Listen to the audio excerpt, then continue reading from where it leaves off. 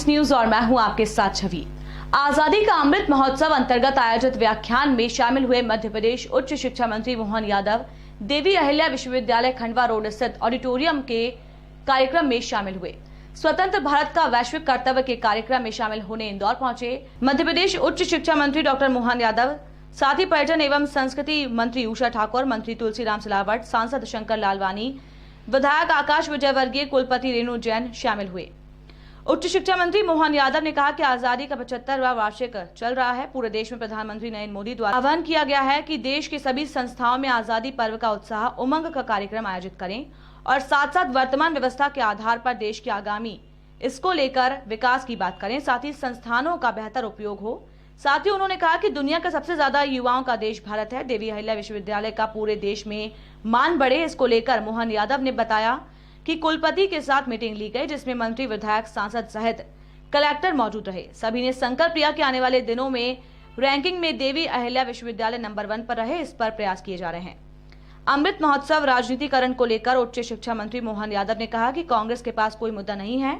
साथ ही कांग्रेस पर कटाक्ष करते हुए कहा कि कांग्रेस के पास कोई विद्वान हो तो कांग्रेस को दे दे, हम उनका भी व्याख्यान करवा देंगे। कांग्रेस केवल आरोप लगाती है। वहीं कुल गुरु के सवाल पर कहा कि महाराष्ट्र सरकार द्वारा पहले से ही कुल गुरु शब्द का उपयोग कर रहे हैं, उसे विज्ञापन के माध्यम से हटवा से पटवाले तो बताएं। कांग्रेस केवल अपराध आरोप लगाती है। कांग्रेस के आरोप से वोट कर बात करते हैं, क्योंकि बीजेपी सकारात्मक सोच वाली पार्टी है। इससे केवल कांग्रेस का ऐसे बयानों से केवल कांग्रेस का स्तर गिरता है। वहीं 15 सितंबर शिक्षा मंत्री ने कहा कि इसको लेकर आदेश जारी हो गए हैं कि 15 सितंबर से 50% विद्यार्थी स्कूल में पढ़ सकेंगे और जो घर रहेगा उन्हें ऑनलाइन पढ़ने की सुविधा दी जाएगी। साथ ही उच्च शिक्षा मंत्री मोहन यादव ने कहा कि और इस सत्र 100 नए छात्रावास प्रारंभ किए जाएंगे। मंत्री ने कहा कि पूरे देश में शिक्षा नीति में मध्य प्रदेश नई शिक्षा नीति में नंबर 1 आया है और कैंपस खोलने में भी हम आगे जा रहे हैं। वहीं उषा मंत्री ने कहा कि सांस्कृतिक विभाग बहुत अच्छी योजनाएं बना रहा है। आजादी की 75वीं वर्षगांठ को लेकर भी हमने महिला बाल विकास, उच्च शिक्षा विभाग और स्कूली विभाग से बात की है और हम चाहते हैं कि विद्यालयों के भवन महापुरुषों और क्रांतिकारियों के नाम से जाने जाएं, क्योंकि कई स्कूल क्रमांक के नाम से जाने जाते हैं, जो अच्छा नहीं लगता। तो ना हम स्कूलों का महापुरुषों और क्रांतिकारियों के नाम से नामकरण करें और उनका नाम, तिथि और उनकी विशिष्ट उपलब्धि स्कूल के बाहर 2 से 3 के चित्र के साथ होगी, तो मुझे लगता है देश और प्रदेश के लाखों बच्चे उन महापुरुषों से परिचित होंगे। वहीं अमृत महोत्सव में कांग्रेस को नहीं बुलाने पर उषा ठाकुर ने कहा कि कांग्रेस एक बार आत्ममंथन चिंतन करे। कांग्रेस की सत्ता का 65 साल इस बात का गवाह है कि देश के क्रांतिकारियों को मैं तथ्य और प्रमाण के बदनाम किया जा रहा है। आप NCERT का पाठ्यक्रम उठाकर देखें तो हमारे देश के महापुरुषों को कहीं आतंकवादी तो कहीं हत्यारा, कहीं डकैत इस शब्दों से नवाजा। कांग्रेस ने हम और हमारा संगठन सुप्रीम कोर्ट, हाई कोर्ट तक लड़े और 108 तथ्यों में मैं प्रमाणों के हमने उनको परिवर्तित कराया, तो क्या निष्ठा है। आजादी का अमृत महोत्सव मनाया जा रहा है, उसके तहत बीजेपी में भी कार्यक्रम आयोजित किया गया है। क्या कहेंगे इसको लेकर, जो वैश्विक जवाबदारियां हैं, किस तरीके से निर्वाह करना चाहिए। आज़ादी का 75वां जो वर्ष चल रहा है, पूरे देश में यशस्वी प्रधानमंत्री ने आह्वान किया है कि हम जो है, जहाँ है, जिस प्रकार के संस्थानों में है, प्रत्येक जगह हमारे आज़ादी के पर्व का एक उत्साह उमंग के साथ कार्यक्रम भी करें और साथ ही साथ वर्तमान व्यवस्था के आधार पर देश की आगामी कौन सी दिशा हो, किस प्रकार से हम सबको लेके चलें, डेवलपमेंट की बात करें, हमारे उपलब्ध संसाधनों का उनका बेहतर उपयोग करें और ख़ास करके शैक्षणिक वातावरण को और स्वस्थ करें। जब दुनिया का सबसे युवा देश भारत है, तो युवाओं के लिए हमारा अपना जो एकेडमिक पूरा एक तरह से कैंपस है, वो सकारात्मक दिशा में जाए, इसी दिशा में कई कार्यक्रम किए।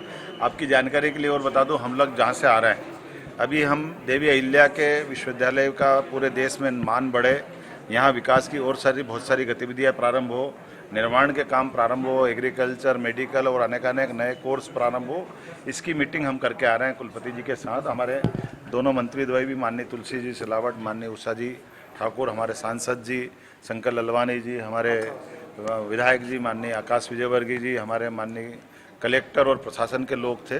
हमने सबने संकल्प किया कि आने वाले समय में जो रैंकिंग होगी तो देवी अहिल्या नंबर 1 पे आए, ये प्रयास हम कर रहे हैं। और इसी प्रकार से गुणात्मक शिक्षा के लिए भी विविध संकायों के माध्यम से हम देवी अहिल्या का मान बढ़ाएं, इस पे भी हमने मीटिंग की। सर, कांग्रेस के विधायक जो हमारी अमृत महोत्सव है उसको लेकर विवाद जारी करा है कि क्या बोला कांग्रेस ने, क्या बोला? कि पूरा जितने भी लोग हैं वो सब भाजपा के शामिल किए गए हैं, काहे में? राजनीतिकरण हुआ है अमृत महोत्सव में। राजनीतिकरण हो रहा है पूरे विश्वविद्यालय के अंदर। कांग्रेस के पास कोई विद्वान हो तो कांग्रेस दे दे, हम उनका भी व्याख्यान करा देंगे। कांग्रेस तो आरोप ही लगा सकती है।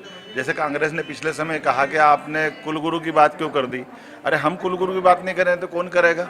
उनकी अगर महाराष्ट्र में सरकार है, वहाँ पहले से ही कुलगुरु कहते हैं, वो हटवा ले वहाँ विज्ञापन दे करके, या वो अपनी स्टेप ले ले। खाली कांग्रेस आरोप लगाना चाहती है, हम कांग्रेस के आरोप से इतर बात करते हैं, क्योंकि हम सकारात्मक सोच वाले लोग हैं।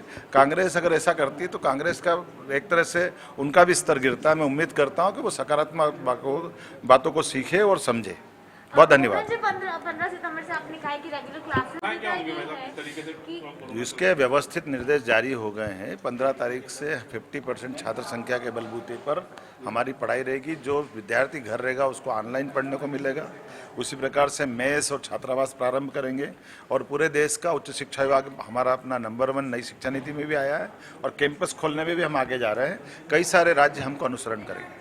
लेकिन आपने कहा फाइनल ईयर के स्टूडेंट के लिए अभी आप लोग हॉस्टल और मेस फैसिलिटी प्रोवाइड कर रहे हैं, बाकी बच्चे जो है वो नहीं, हम धीरे धीरे सबको देते जा रहे हैं, अपनी संख्या बढ़ाते जा रहे हैं। लेकिन ये बात सही है कि हॉस्टल और मेस में जो जन सुविधा रहती है वो कम है, हम वो भी बढ़वा रहे हैं। उस आधार पर आगे चलेंगे। देखिए, आज़ादी का 75वां वर्ष मनाना उस हर व्यक्ति की जिम्मेदारी है जो इस प्रदेश, इस देश में रहता है।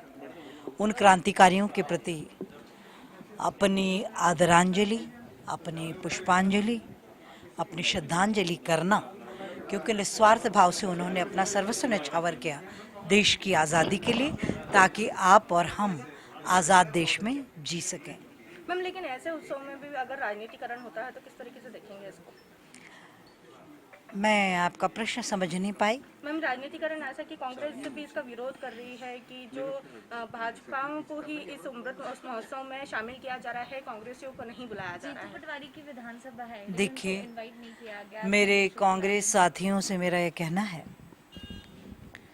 कि बंधुओं, बहुत अच्छा हो कि आप एक बार आत्ममंथन चिंतन करें। कांग्रेस की सत्ता का 65 साल इस बात का गवाह है कि देश के क्रांतिकारियों को मैं तथ्य और प्रमाणों के बदनाम किया गया। आप एनसीईआरटी का पाठ्यक्रम उठाकर देखें, आप मध्य प्रदेश की कई पाठ्यपुस्तकों को देखें। हमारे महापुरुषों को कहीं आतंकवादी तो कहीं हत्यारा, कहीं डकैत, इन शब्दों से नवाजा कांग्रेस ने। हमारा संगठन, हम सुप्रीम कोर्ट, हाई कोर्ट तक लड़े और 108 तथ्यों में मैं प्रमाणों के हमने उनको परिवर्तित कराया। तो क्या निष्ठा है उनकी क्रांतिकारियों और महापुरुषों के प्रति, ये तो कांग्रेस खुद ही बताए। दी, हमने देखा मुरलीधर राव जी ने कहा है, नालायक की संज्ञा दी है उन्होंने, जो लगातार टिकट्स मांगते रहते हैं। उन्होंने कहा है कि आप कैसे देखते हैं, क्या जरूरत है इस समय बीजेपी को कि जिनको बार बार टिकट दिया गया है उनको अब मौका ना मिले, या संगठन को कई नई कवायद से युवा का साथ मिले? देखिए, इस विषय पर कुछ भी कहना मेरे अधिकार क्षेत्र के बाहर है। वो हमारे प्रांत प्रभारी हैं, उनको जो ठीक लग रहा होगा वो उन्होंने हम सबको निर्देश दिए, और कहीं न कहीं हम सब बात करेंगे उनसे। संस्कृति विभाग कई योजनाएं बना रहा है, प्रदेश के जो पुराने कलाकार हैं, नए कलाकार हैं, उन्हें आगे मौका मिल सके, उसके लिए अब क्या योजनाएं संस्कृति? जी, संस्कृति विभाग बहुत सुंदर योजनाएं बना रहा है आज़ादी के 75वें वर्ष को लेकर भी। हमने महिला बाल विकास से बात की है, हमने उच्च शिक्षा से बात की है, हमने स्कूली शिक्षा से बात की है, और हम चाहते हैं कि विद्यालय के सारे भवन महापुरुषों और क्रांतिकारियों के नाम से जाने जाएं, क्योंकि आप और हम जानते हैं कई स्कूल क्रमांक के नाम से जाने जाते, वो अच्छा नहीं लगता। जब हमारे पास इतना गौरवशाली इतिहास मौजूद है तो क्यों ना हम महापुरुषों के, क्रांतिकारियों के नाम पर उन विद्यालयों का नामकरण करें, और उनका जन्म, उनका निर्माण और उनकी विशिष्ट उपलब्धि यदि स्कूल के बाहर 2x3 के चित्र के साथ होगी तो मुझे लगता है कि देश के, प्रदेश के लाखों लाख बच्चे उन महापुरुषों से परिचित होंगे, और ये चित्त बार बार जब बच्चे इस चित्र को देखेंगे, उनकी चित्रवृत्ति परिवर्तित होगी, वो भी तय करेंगे कि अपने जीवन काल में अपने देश, धर्म, संस्कृति और राष्ट्र के लिए इनके जैसा क्या करें। आप देखिए, राष्ट्रीय स्वयंसेवक संघ और क्रांतिकारी महापुरुष जो आज़ादी के उस संघर्ष में शामिल हैं, वो सब आएंगे ही कहीं ना कहीं। टाइम न्यूज़ देखिए अब